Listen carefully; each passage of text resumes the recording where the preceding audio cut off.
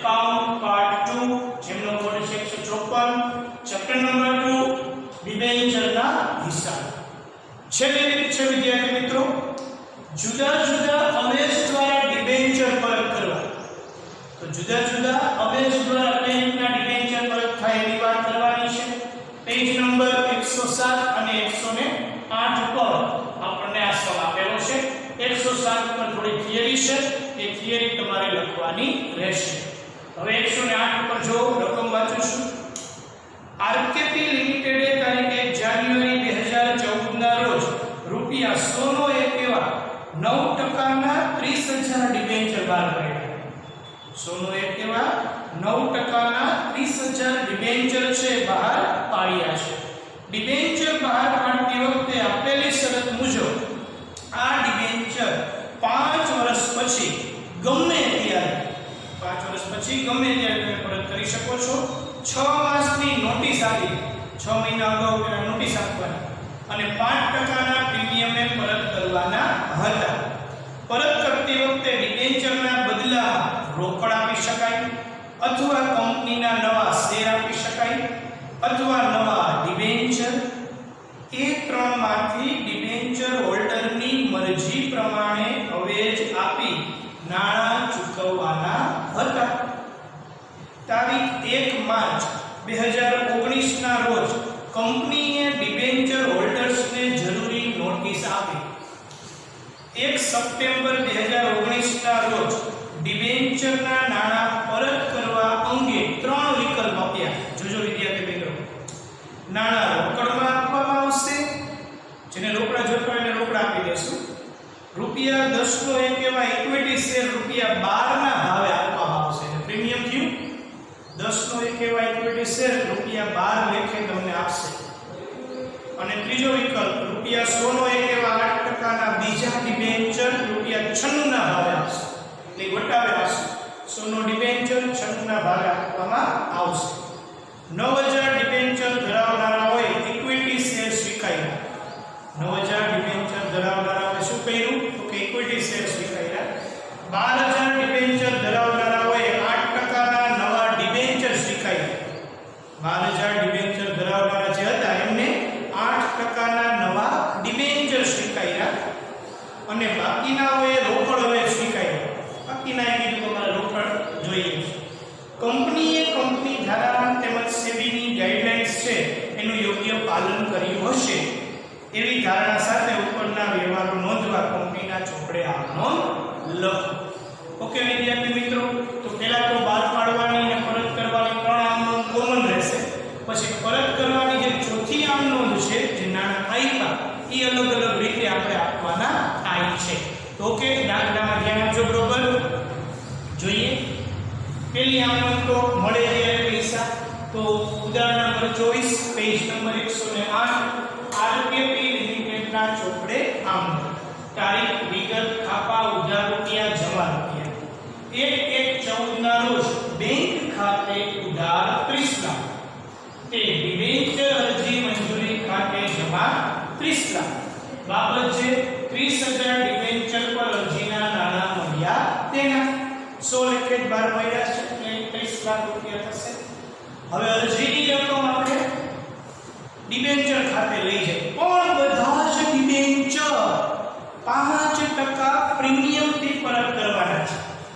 તો બહાર પાડતી વખતે જ પરત પ્રીમિયમ છે એનું નુકસાન ઉધારવું પડશે. તો જોઈએ ડિબેન્ચર અરજી મંજૂરી ખાતે ઉધાર 30 લાખ. ડિબેન્ચર બહાર પાડતા થયેલ નુકસાન ખાતે ઉધાર 1,50,000.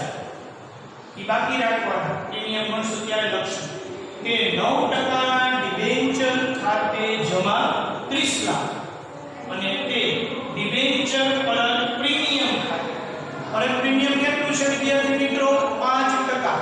તો 5% ગણો 30 લાખના 5% એટલે 5 કરીને 15 1.5 લાખ રૂપિયા થાય.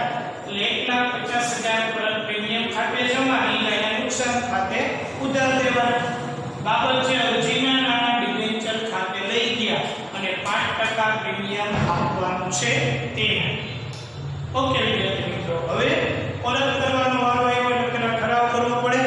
પ્રીમિયમ સહિત પરત કરવાના 19 ના રોજ, બરોબર, 9-19 સપ્ટેમ્બર 9% ડિબેન્ચર ખાતે ઉધાર 30 લાખ, પરત પ્રીમિયમ 1.5 લાખ છે. ડિબેન્ચર પરત પ્રીમિયમ ખાતે ઉધાર 1,50,000, તે ડિબેન્ચર હોલ્ડર્સ ખાતે જમા 31,50,000. બાબત છે ડિબેન્ચર 5% પ્રીમિયમ થી ચૂકવવાના થયા તેના. તો 5% પ્રીમિયમ આ ડિબેન્ચર ચૂકવવાના છે એટલે 31,50,000. હવે વિદ્યાર્થી મિત્રો ત્રણ વિકલ્પ આપણને આપેલા છે. અહીંયા ગણતરી છે તમારે દાખલાની વ્યાખ્યા કરવાની રહેશે. એમાં એવું કીધું છે કે 9,000 ડિબેન્ચર ધારકો છે ને ઈ તો કે ભાઈ 10 નો ઇક્વિટી શેર 12 રૂપિયામાં આપે છે કંપની, ઈ સ્વીકારવા તૈયાર છે. મીન્સ 12 રૂપિયા થશે. તો જો ગણતરી 9,000 ડિબેન્ચર ને આપણે 105 રૂપિયા પ્રીમિયમ સહિત પરત કરવાના હતા. એટલે કેટલા પરત કરવાના થાય? 9,45,000 પરત કરવાના થશે. રૂપિયા 10 નો શેર પ્લસ 2 પ્રીમિયમ કેટલા થશે? 12. હવે ઇક્વિટી શેર ની વાત કરીએ તો ઇક્વિટી શેર 9,45,000 ભાગ્યા 12 એટલે કેટલા થશે? 78,750. તો 78,750 ઇક્વિટી શેર આપણે આપવાના થશે. ઓકે, તેની ગણતરી જો અહીંયા લખ્યું છે ડિબેન્ચર હોલ્ડર્સ ખાતે ઉધાર 9,45,000. કેવી રીતના આવ્યા? તો 9,000 ડિબેન્ચર ધારકોને 105 લેખે આપણે 9,45 દેવાના હતા. તો ડિબેન્ચર હોલ્ડર્સ ખાતે ઉધાર 9,45,000. એના બદલામાં શું આપીએ છીએ? તો ઇક્વિટી શેર. કેટલા શેર છે? 78,750. એટલે તે ઇક્વિટી શેર ખાતે 7,87,500 કેમ આવ્યા? તો કે 78,750 ગુણ્યા 10. કારણ કે શેર આપો છો કે શેરને પ્રીમિયમ બે અલગ લખવું પડે એટલે આ ગણતરી ફરજિયાત છે, કરવી પડે. તો ઇક્વિટી શેર ખાતે 7,87,500 અને તે જામીનગીરી પ્રીમિયમ ખાતે તો પ્રીમિયમ કેટલું આવ્યું? 2 રૂપિયા છે. 78,750 ગુણ્યા 2 એટલે આપણને મળશે 1,57,500. આ રીતના 9,45,000 ડિબેન્ચર હોલ્ડરને આપણે ચૂકવીશું. ઓકે, કાઉન્સમાં લખ્યું છે W1 અને વર્કિંગ નોટ 1 ગણતરી 1. ત્યાર પછી 1/9/19 ના રોજ ડિબેન્ચર હોલ્ડર્સ ખાતે ઉધાર 12,60,000, ડિબેન્ચર વટાવ ખાતે ઉધાર 52,500, તે 8% ના ડિબેન્ચર ખાતે જમા 13,12,500. આ કેમ આવ્યા? તો જો ગણતરી નંબર 2 12,000 ડિબેન્ચર ધારકો એવા છે કે જેમને ડિબેન્ચર નવા સ્વીકાર્યા. તો કંપની 12,000 ડિબેન્ચર ધારકોને 105 લેખે કેટલા દેવાના હતા? તો કે 12,60,000 દેવાના હતા. ઓકે, તો 96 ના ડિબેન્ચર 100 - 4 96 થયા નવા ડિબેન્ચર.